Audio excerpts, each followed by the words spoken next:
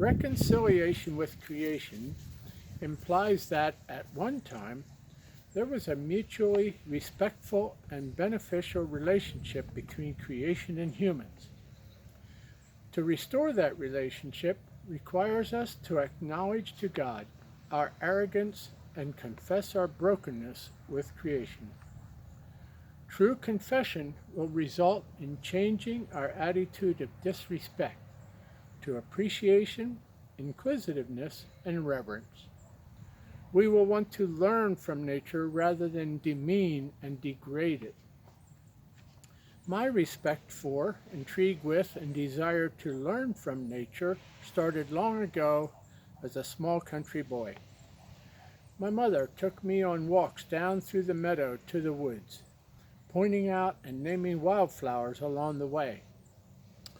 Once in the woods, she would identify birds, trees, and other wildflowers different from those in the meadow. It was the start of a lifelong affection for nature, and I'll be forever grateful to her for taking the time to immerse me in creation.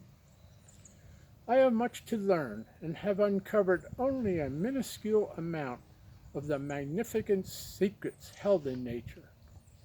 But the more I learn, the more I'm amazed at just how much I've been missing. What are a few of the things I've been amazed to learn? First, precision in nature. We live here on our small Christiana farm for 36 years. The barn swallows have returned from their winter homes in South America on exactly April 15 and left again exactly August 15 for 33 of those 36 years. I want to learn more about how and why this happens. Second, cooperation in nature. I've seen squirrels warn birds at our feeders of the presence of a hawk predator and all scatter to safety. What a lesson for me to learn about looking out for the best interests of those around me, including those different from me.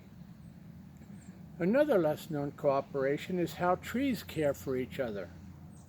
German research forester Peter Wohlleben and others have discovered that healthy trees share nutrients through their root systems with injured ones, including species totally different from themselves, such as firs helping birches.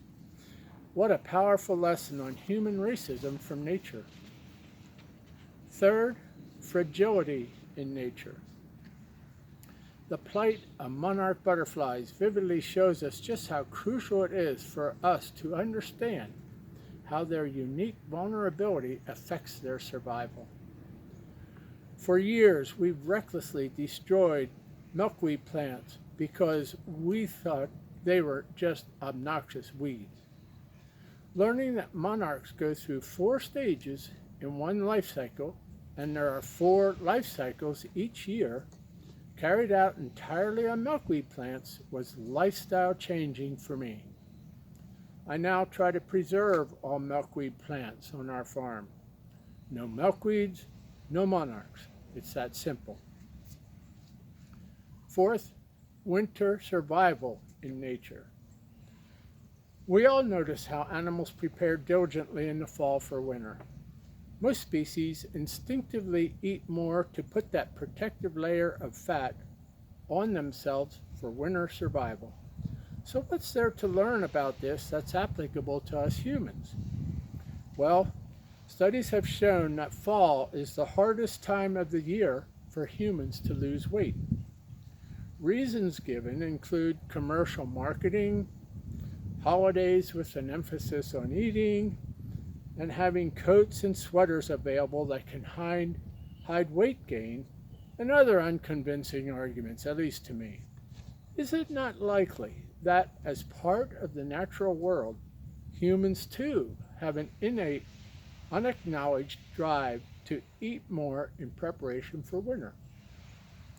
Fifth, population control in nature. Have you ever noticed that during years when nut trees do not produce heavily, the squirrel population is down?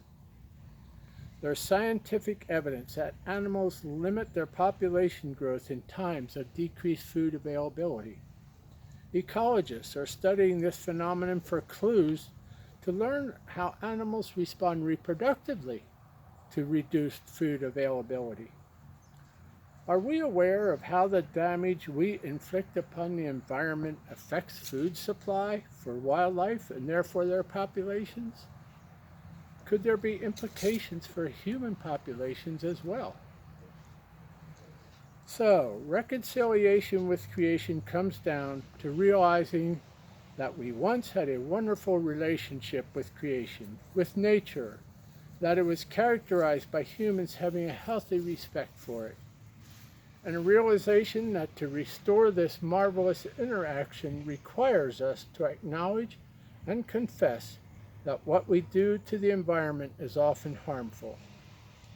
Lord, have mercy on us for disrespecting nature and not making an effort to better understand creation all around us.